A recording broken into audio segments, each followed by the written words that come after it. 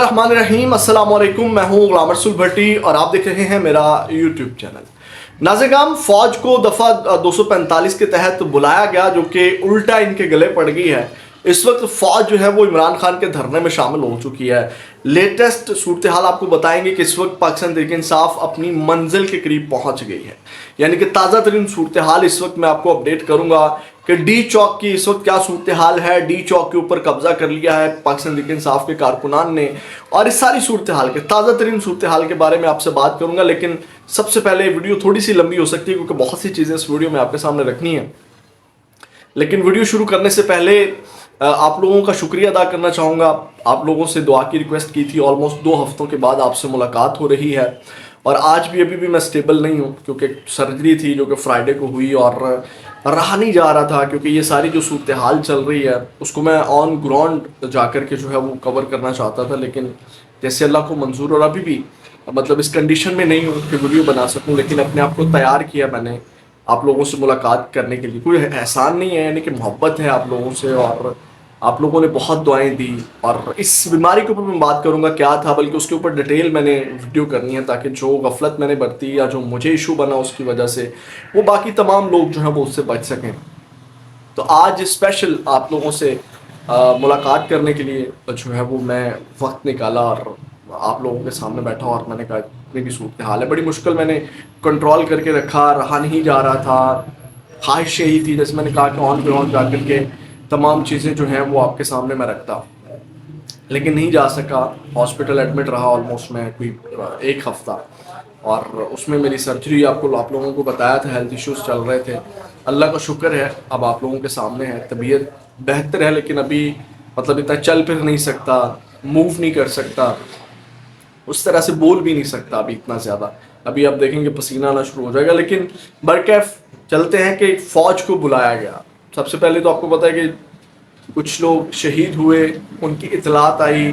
फिर एक वो जो रेंजर्स वाली गाड़ियों वाली सीसीटीवी फुटेज भी अब सामने आ गई है।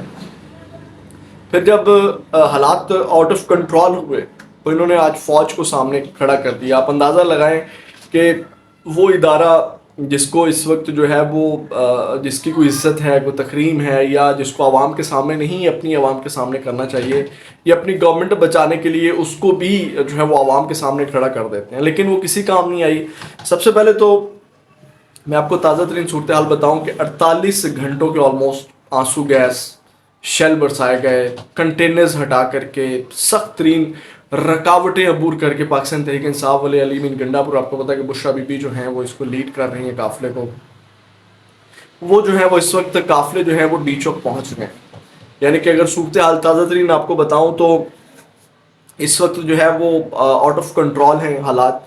यानी कि जो अहम इमारतें हैं, पार्लियामेंट है या असम्बली है, जितने भी अहम आपको पता है कि डी चौक के करीब इमारतें हैं, उनके करीब जो हैं वो इस वक्त कारकुनान पहुंच चुके हैं। डी चौक पहुंच गए हैं। डी चौक के ऊपर जो कंटेनर्स पड़े हुए थे वो भी कारकुनान की जानिब से हटाए जा रहे हैं, और वहाँ पे फौज आपको पता है तलब की गई। अब ये बड़ी इंटरेस्टिंग सूरत हाल है, ज़रा ये वीडियो देखें। जैसे वहाँ कारकुनान पहुँचे और उस वक्त अब जो खलबली मची हुई है, यानी कि जो टाउट हैं उनको कि जनाब हम क्या चीज़ें रिपोर्ट करते रहे और ये क्या हो गया, ये भी बड़ी इंटरेस्टिंग सूरत हाल आपके सामने रखनी।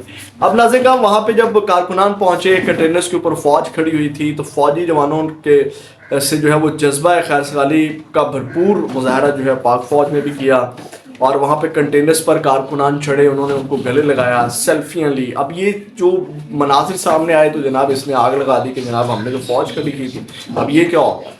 और वहाँ पे जनाब सेल्फियाँ चल रही हैं और जनाब गले लग रहे हैं। अब ये ज़रा वीडियो देखें जो मिल रहे हैं फ़ौजी गले, फिर आगे बात करते हैं, मज़ीद तफसीलात भी आपके सामने रखते हैं।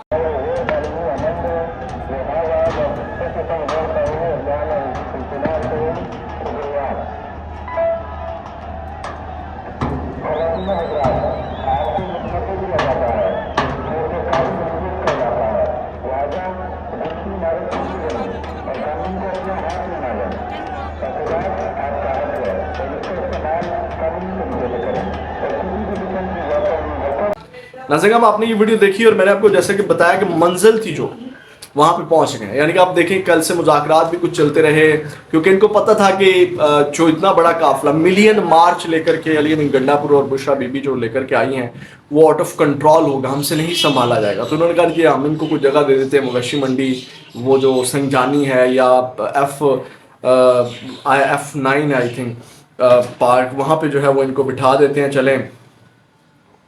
अब इन्होंने वहाँ पे भी सियासत करने की कोशिश की, हम नहीं चाहते कि जी कोई लाश गिरे और ये तमाम चीज़ें। अब आप अंदाज़ा लगाएं कि मसाजिद के अंदर ऐलानात करवाए जा रहे हैं, मसाजिद के अंदर ऐलानात करवाए जा रहे हैं। यानी कि जब से वो चले हैं आप लोगों ने कंटेनर्स लगाए हैं, हेलीकॉप्टर से गोलियां बरसाई हैं, कुछ शहादतें हुई हैं, आंसू गैस आप बरसा रहे हैं। अभी भी ये सिलसिला पुलिस की जानिब से जारी है, कारकुनान के ऊपर शेल बरसाए जा रहे हैं, उनको रोकने की कोशिश की जा रही है। लेकिन मस्जिद में ऐलानात करवाए जा रहे हैं कि जनाब आप लोगों ने पुरअमन रहना है। अब नौबत ये आ गई है कि मसाजिद के अंदर ऐलानात करवाए जा रहे हैं कि आप पुरअमन रहिएगा। तो आप अंदाजा करें बरकैफ पाकिस्तान तहरीक इंसाफ के कारकुनान जो हैं वो पुरअमन हैं, लेकिन वो अपनी मंजिल के ऊपर पहुंच गए हैं। अब अली अमीन गंडापुर ने आज खिताब किया, उन्होंने कहा कि डी चौक मतलब डी चौक जब तक इमरान खान का हुक्म नहीं होगा वापस नहीं जाएंगे, हमें अपना धरना देने दो, ये हमारा मुल्क है, इस मुल्क को आज़ाद कराने के लिए हमारे आबाओ-अजदाद ने कुर्बानियाँ दी हैं, किसी का बाप भी हमारे ऊपर गलत निज़ाम मुसल्लत नहीं कर सकता। ये अली अमीन गंडापुर ने बात की।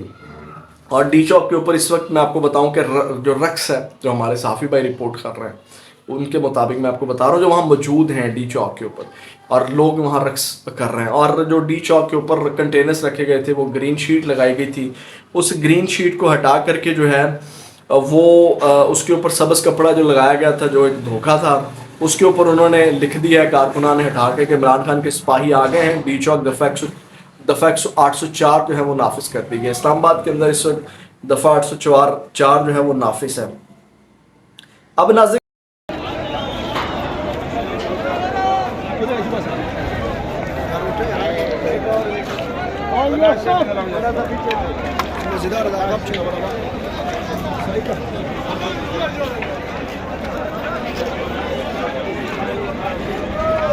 इस सब के ऊपर जो है वो थरथली मची हुई है। थरथली कैसे मची हुई है? सबसे पहले तो बहुत बड़ी कामयाबी है पाकिस्तान तहरीक इंसाफ की, यानी कि वो डी चौक जो उनकी मंजिल थी, तमाम रुकावटें अबूर करके वो डी चौक पहुँच चुके हैं। ये बहुत बड़ी कामयाबी है। और अब कहा यह जा रहा है कि हो सकता है इमरान खान डी चौक से खिताब करें, यानी पहले अगर कहीं और धरना देते या कहीं और जाते, जैसे कि उनको रोकने की कोशिश की जाती रही, तो वहाँ पे इमरान खान करेंगे। लेकिन अब कहा यह जा रहा है कि जनाब किसी भी वक्त इमरान खान सब खिताब कर सकते हैं डी चौक पहुँच के। अब नाज़िर इस सब के अंदर जो है वो मैं क्योंकि बात इतने दिन नहीं कर सका, इस सारी जदोजहद और इस सारी एफर्ट का क्रेडिट बुशरा बीबी को दूंगा। बुशरा बीबी के हवाले से अगर मैं बात ना करूं या उनको उनके हवाले से या उनके जो इस वक्त उन्होंने रोल प्ले किया है तो बड़ी ज़्यादती होगी।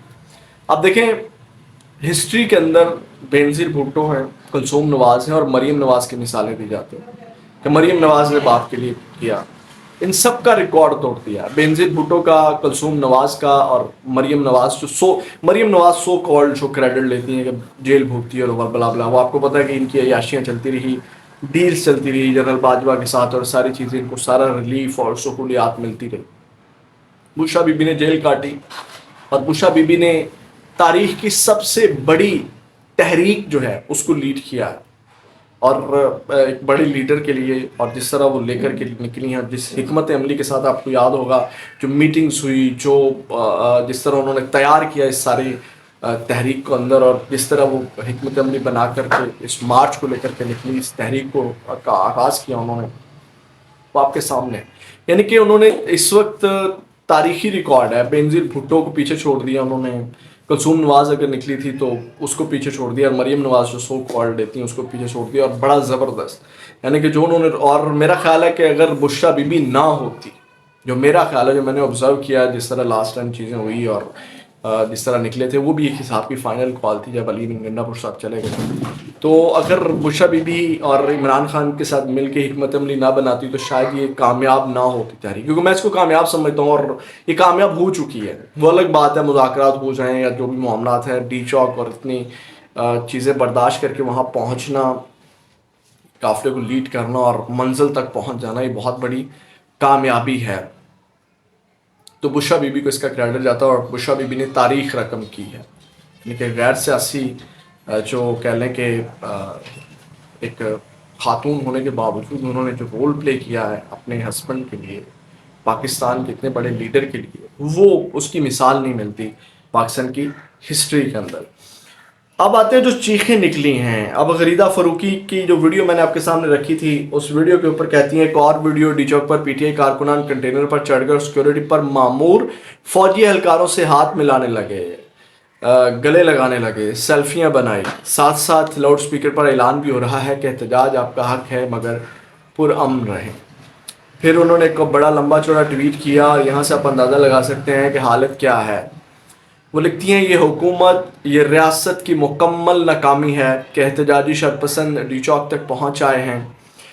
کس وجہ سے اسلام آباد پنجاب بند رکھا تھا، کس وجہ سے کنٹینرز لگا رکھے تھے، موٹر ویز راستے بند کر رکھے تھے، یہ سب تماشا کس لیے؟